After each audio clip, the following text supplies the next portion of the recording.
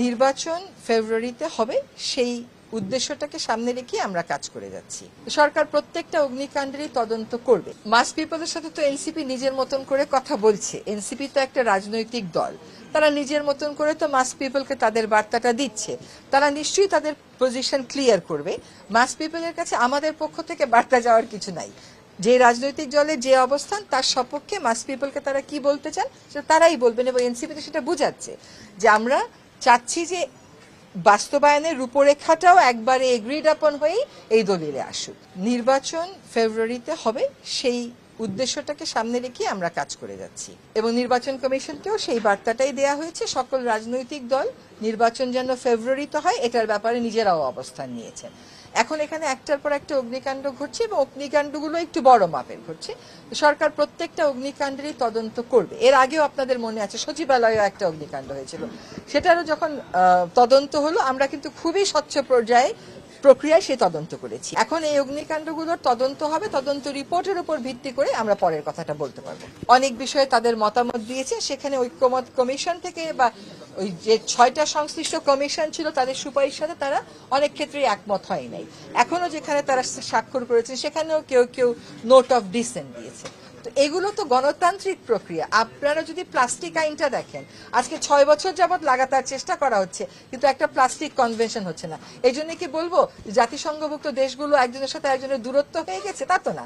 এটা হচ্ছে একটা মতানৈক্য থাকতেই পারে। যারা ওই সনদের পার্টি ছিলেন তাদের সাথে কথা বলেছেন রাজনৈতিক দলগুলোর সাথে। এখন ঐক্যমত কমিশন আমাদেরকে কয়েকটা নিশ্চয়ই সুপারিশ দেবে, ওটা দেখে বুঝে পরের কথা বলা যাবে। না, সরকারের এখানে কোনো পক্ষাপক্ষি নাই। Government is just facilitating the process. Government এই প্রক্রিয়াটাকে ফ্যাসিলিটেট করছে। এটা একটা রাজনৈতিক প্রক্রিয়া। দেশ ভবিষ্যতে রাজনীতিবিদরাই চালাবেন, জনগণের ভোটে যারা নির্বাচিত হবেন তারা চালাবেন।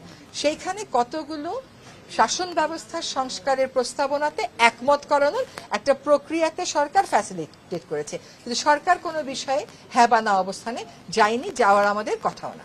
ঐক্যমত কমিশন এবং তারা মিলে যদি প্রস্তাবনা তাদের মতন করে ঢুকাতে পারেন তখন হয়তো তারা সাইন করবেন। যদি সেটাতে অন্যরকম কিছু হয়, যে কোনো একটা প্রক্রিয়াতেই সব পক্ষকেই একটা সমঝোতায় আসতে হয়। তো সময় যেহেতু বাড়ানো হয়েছে, আমি আশাবাদী যে ভালো কিছু হবে ইনশাআল্লাহ। যখন সকল রাজনৈতিক ফোর্স এক হয়ে কোনো একটা বিষয়ে একমত হয়, সেইটাকে আমি সঠিক বা বেঠিক কেমন করে বলবো? যে রাজনৈতিক প্রক্রিয়াতে রাজনৈতিক শক্তিগুলো যদি একমত পোষণ করে তাহলে এটা তাদের ঐক্য ধরে নিয়ে আমরা সঠিক ধরে নেব।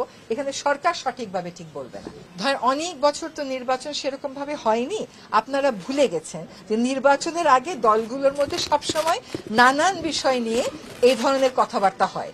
যেমন ধরেন একটা আসন যদি পুনর্বণ্টন করে, আসনের সীমানা বাড়ায়, এটা নিয়েও হাইকোর্টে গিয়ে মামলা হয়, কোনো সময় স্টেই হয়। তার জন্য কি নির্বাচন বানচাল হয়ে যায়? নির্বাচন স্থগিত থাকে? একটা রাজনৈতিক প্রক্রিয়াতে ও যা বলবে আপনারা সবাই একসাথে হ্যাঁ বলবেন, বা আপনি যা বলবেন এনারা সবাই একসাথে হ্যাঁ বলবে? তা তো হবে না।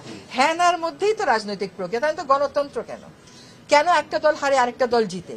কারণ কিছু মানুষ না করে বলি একজন হারে, কিছু মানুষ হ্যাঁ করে বলি একজন জিতে। It's a political process. এটার সাথে অন্য আর কোনো কিছুকে মিলানোর আমরা কোনো সুযোগ দেখি না।